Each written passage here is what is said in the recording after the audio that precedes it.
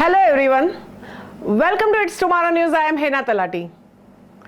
Another 5.6 magnitude earthquake struck the central Turkey region on Tuesday, hours after three devastating earthquakes hit Turkey and Syria on Monday, killing more than 4,000 people.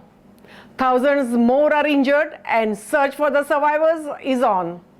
Many countries, including India, are searching in supplies and relief teams.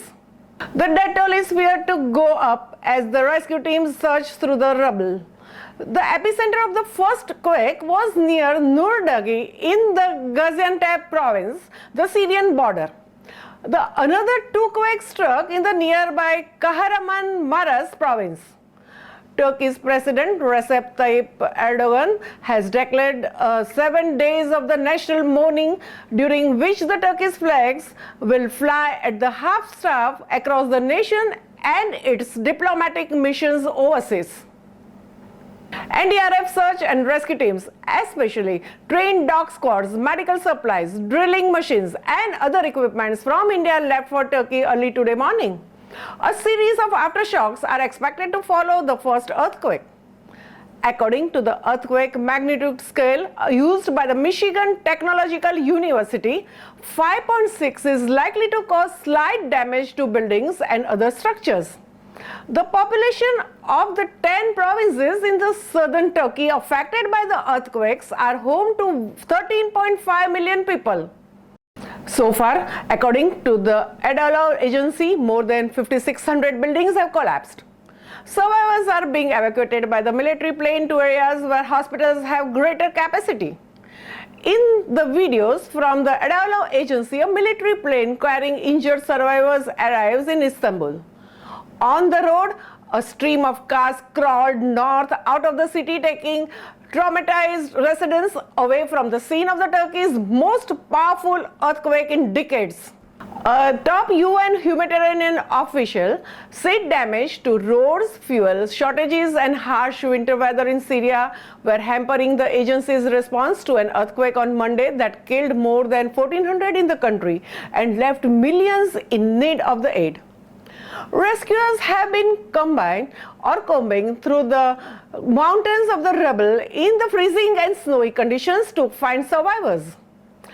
Countries around the world are sending support to help the rescue efforts, including specialist teams, sniffer dogs, and equipments. The US Geological Survey said that the 7.8 magnitude tremor struck at 4.17 local time at the depth of 17.9 kilometers near the city of Gaziantep. Seismologists said the first quake was one of the largest ever recorded in Turkey. Survivors said it took 2 minutes for shaking to stop. The second quake, triggered by the first, had the magnitude of 7.5 and its epicenter was the Elbistan district of the Kahramanmaraş province. Many aftershocks are still being felt across the region. Thousands of the buildings across both the countries have collapsed, and the several videos shows the moment they fell as the onlookers ran for the cover. Many buildings that were as large as 12 stories high are now flattened, roads have destroyed, and there are huge mountains of the rubble as far as eye can see. Many of the victims are in the war-torn northern Syria, where the millions of the refugees live in the camps on both sides of the borders with the Turkey.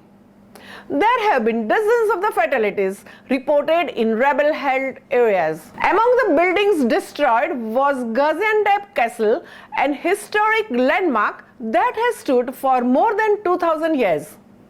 Turkey lies in one of the world's most active earthquake zones. In 1999, a deadly earthquake killed more than 17,000 in the northwest. The country's worst earthquake disaster was in 1939, when 33,000 people died in Turkey's eastern Erzincan province. The country sits on the Anatolian tectonic plate, which borders two major faults: the North Anatolian Fault that cuts across the country from the west to east, and the East Anatolian Fault in the southeast. This has made it a hotbed for the seismic activity. That's all for now. For more news updates, stay tuned with us.